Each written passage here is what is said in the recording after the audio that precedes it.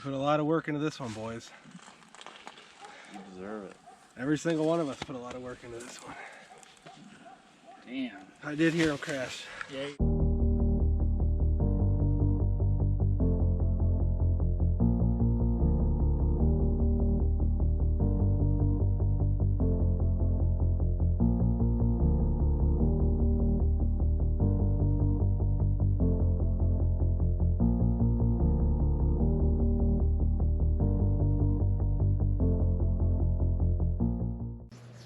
Alright guys, Caleb here.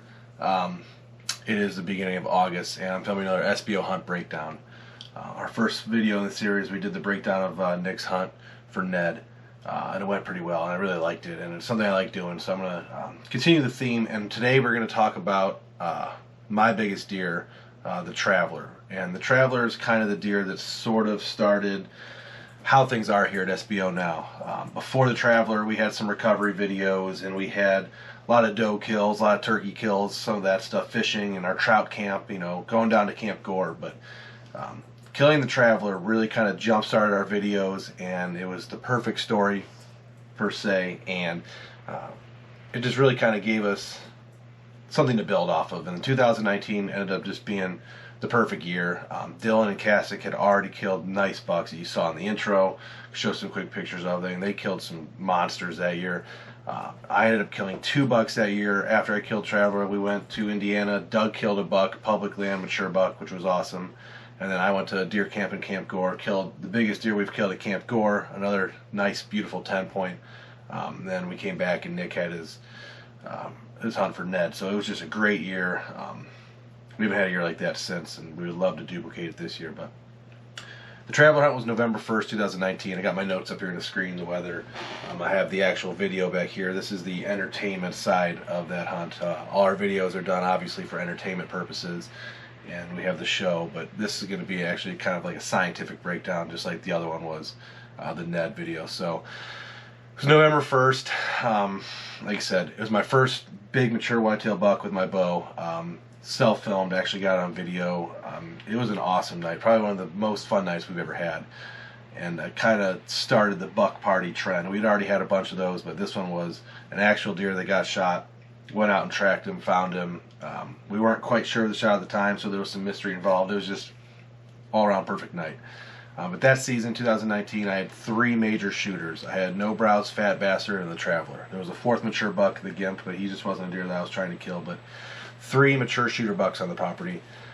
But Traveler was the biggest one, and for a while he was kind of hit or miss. He was on cams way before No Brows and Fat Bastard were. They showed up in the fall like they usually did. Traveler was there during the summer sporadically, and then as summer progressed we started getting him more and more on the same mineral lick right in the heart of the farm. So I really wanted him, Isaac really wanted him. He was a deer that we really wanted to kill this year, and he was our number one. We called him the Traveler because other people in the area a mile away or so were getting pictures of him, posting him on social media. Everyone kind of knew about him, but I knew that he was bedding on our property primarily at that time, which really gave us a leg up. We weren't sure who he was the year before. There was 2 other bucks that we got trail camera videos on farms, our farm and some close farms that kind of looked like him. So there's 2 bucks that he could have been the year before. Not 100% sure. I'll obviously show those, but we rolled into the season. Isaac had an encounter with him right away. October 6th, he's hunting our radix on the edge of a bean field. Just we call them an inventory sit, or just kind of, you're just going out to hunt, and you're not putting a lot of pressure on your spots. You're hunting an edge, you're watching a field you can see a far distance, and kind of just observing deer, an observation hunt, mind you. And he had a great encounter. A bachelor group of bucks came out. Traveler came out. It was just a little bit too far of a shot. I think he would take it this year with how confident he is in his western hunting stuff and where he was. But at that time, confidence was low. It was a 45 to 50, maybe 55-yard shot, fading light. He did get some great video, but he passed on him.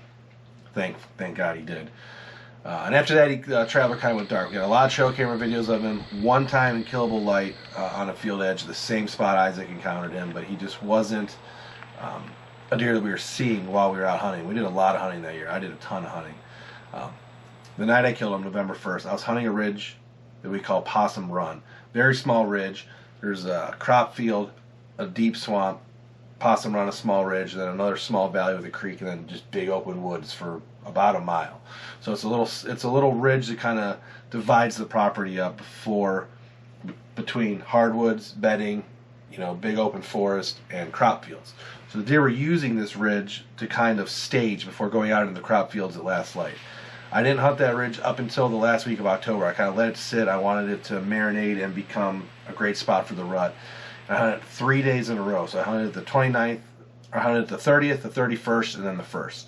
30th, I hunted it. I had no browse chasing does at about 100 yards in the distance. I didn't really get any good video of him because there was still a lot of foliage on the trees, but he was chasing does about 100 yards and then went off into the big woods. So it was a pretty good night. The second night, which would be the 31st Halloween, Fat Bastard showed up. I saw Fat Bastard on Halloween 2 years in a row from the same stand, but I wasn't able to get a shot at him. He stayed 100 yards away as well. He was not with does, but he was cruising, searching for does. I hit him with a grunt. He never closed the distance. And Fat Bastard and No Brows on both of those encounters stayed on the same trail about 100 yards to my west. I was walking through binoculars. Also went off to the big woods. Didn't go out to the crop fields. But I knew that spot was hot. I knew the bucks were in the area. So November 1st, I climbed back up again. Pretty excited for that hunt. Weather conditions for November were pretty awesome. It was between 40 and 33 degrees that afternoon. It started out cold, got a little bit warmer, and then got cold after dark.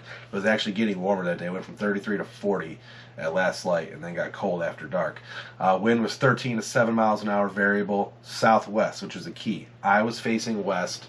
The wind was coming from the southwest, but the ag fields were to the south. So all the deer were coming from the main bedding, filtering down the ridge and then out into the field, with the wind hitting them in their right eye. A bunch of does came out first. The wind was hitting them in their right eye. They passed by in range. And when the does were in range, in the distance, I could see Traveler. First time I had ever seen Traveler with my eyes. Kind of working around, hitting some rubs, basically pestering the does. But I knew he was going to come my way. The wind was perfect. I was on the downwind side of the ridge, so I was close to the north side of the ridge. So all the deer that traveled the middle of the ridge or the edge of the ridge with the wind in their eye would be to my left, which would be upwind. So I was in a perfect position that night, and I knew it. I was in a tree that had multiple stems, so I had my camera on one tree, shooting windows that I had cut earlier in the season. Traveler, at that time, started to come down in my area, or started to come down towards me. There isn't a defined trail. There's an old logging road they sometimes walk on, then a couple cross trails. It's kind of like an open area that's younger growth. It's not old trees in that area, so it's kind of open. Some sunlight gets in, as you can see in the video. So the deer kind of just meander across it, which is kind of nice. They're not stuck on a defined trail, but there was a lot of rubs on the ridge that year. I remember we had done some scouting a week before, and that was me up in the tree November 1st, as you can see in the background there. A lot of foliage. I was just excited, but there was a lot of rubs. I scouted it mid-October for the first time since season opened, and I found it felt like 100 rubs. Just every size tree just tore up. So I knew the bucks were using it. We actually threw up a camera on a scrape at 20 yards from the stand, and we did get some good footage, but we didn't get the buck that I wanted to. Traveler was never on it. Fat Bastard and a couple of the other bucks were on it later in the year, but Traveler was never on that camera. Regardless, I knew he was in the area, or mature bucks were in the area. And then he just worked his way down following the logging road, and I had a lane cleared, and I specifically remember I had already ranged a couple of my openings, and the opening that I ranged for him was 37 yards, and he, as you can see in the video, he stopped perfectly broadside at 37 yards, but was on alert. So I aimed a little bit low, and I let the arrow fly. And it sounded good in the video, and it looked good to the eye, but as soon as I hit him, he took a right-hand spin and went back the way he came, and the arrow flew out. The arrow flung out from the momentum, and as the arrow flung out, it looked like my penetration was bad and that the shot was kind of high. And I could only go off of what I could see on the video all zoomed in, and I had done something similar 3 years prior on a buck we call Hook. Everyone knows about Hook that watches our channel. He's mounted in the shop on the wall, got hit by a car, but we hunted him for 4 years, put a bunch of arrows in him. He was just a deer that couldn't die. He was our Moby Dick. No one ended up killing him, but an old lady in a Chevy Malibu. But that deer, I put an arrow in high in 2016, same situation. Hit him high, he spun around, arrow flew out. We followed some blood for a while, never found him. He lived, got pictures of him alive, and then the next year, more encounters, and the story goes on and on and on. There's a video of it from our second season. But so we don't have to get into that right now, but I felt like that situation was happening again, so I was really down. We went back to the shop like we always do after someone shoots a buck. And I was feeling really, really down about it. Throughout the night, people were filtering in, they were partying, we're drinking beer, watching the video over and over again. We were watching the video. And I just felt so down about it. I didn't think it was a good shot. Isaac thought it was a good shot. Some of the other guys were on the fence. And after everyone showed up, and it was pretty late at this time, after everyone showed up, we decided we were just going to go look for the arrow. We're going to go back in the woods. We took a whole party, which, you know, you probably shouldn't do if you're not trying to bump a deer that's bedded down and wounded. But we thought at the time that was what we should do. A couple bush lights might have had something to do with that. But so we took a trip into the woods to look for the arrow. Found the arrow, and the arrow was really good. There was blood all the way up the shaft. And it appeared that I had penetrated a lot more than I thought I did. We were thinking that I had only penetrated maybe 6-8 inches, and it was like 17. It was way more. We got to the arrow, and there was good blood. After we went about 10 yards, we could see where the blood started spraying on the trees. There was bubbles in it. Everyone started getting excited, and we followed the blood trail for about 70 yards, and we found him dead. And it was one of the best hunting nights of my life. It was a lot of fun. We drank all night that night. We partied in the woods with the deer, and we took some pictures. We did some partying there. We went back to the shop, did some more partying there, and it was a wild night, and it was a lot of fun. But this was a deer killed based on what I knew the deer were doing as far as moving from cover to food. Time of year, late October is an amazing time of year to be in the woods. Late October, 1st of November, before the rut is fully on and bucks are just running all day long. You get on a good scraper rub line in the evening where deer are moving to check stuff, and you know mature bucks in the area, you're going to get an opportunity at them. We talk about it a lot.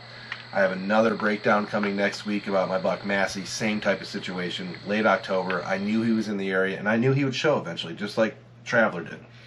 Traveler showed. Weather was all perfect. I didn't touch on the pressure, but the pressure was 30.18, so the pressure was pretty high. We like hunting those high pressure, late October, early November days. The wind was in a perfect location where the deer were not going to be able to wind me. And the does led him right down the trail to me. I was able to take him. He scored right below 150, if I remember correctly, 146, 147, something like that. Mounted in the living room. Probably my favorite deer ever. It's going to be hard to top him. One of our better parties, one of our better videos that I was able to put together. It was just a lot of fun. Really enjoyed doing it. And he kind of started this whole SBO, let's kill a mature buck or two every year on video, and really enjoy it. That was the very first one. I'm going to have some more of these breakdowns coming before the season starts. There's a couple deer we definitely want to talk about. There's deer that we kill that we have no history with and nothing went into the hunt. We were gun season or what have you, and the right deer walks by. We can't break those down. But a buck like this that we were watching throughout the season, had a game plan for, and it worked out. I like to break it down and show you guys why we did what we did. I'll have the graphics on the screen. I really appreciate you guys watching. If you liked what this was, and you can check the links, I'm going to have a bunch of links in the channel description and the video description for this hunt and some of the other ones where he shows up and some of the other breakdowns. If you guys liked it, please subscribe to the channel. It really helps us. We're getting close to our goal of 2,000. So we want to have 2,000 before deer season starts. We got about 2 months. A little bit less than 2 months before deer season starts. We want to have 2,000 subs. We're at 1,900 and something right now, so we need around 100 more. That'd be really helpful. So we appreciate it. Hope you like this video. Stay safe in the woods. If you're filming, bring your camera. Try to tell a good story. Don't worry too much of what it looks like. You can fix it all in post. The story is more important than the video. Always remember that. Thank you. Yeah, well, no, nothing. We were waiting for that. I got something for you. Did you bring it? Oh my God, he brought it. Tradition. It's been sitting in the fridge for 6 years. You smoked him. Smoked him. I thought you. What do you think? You're like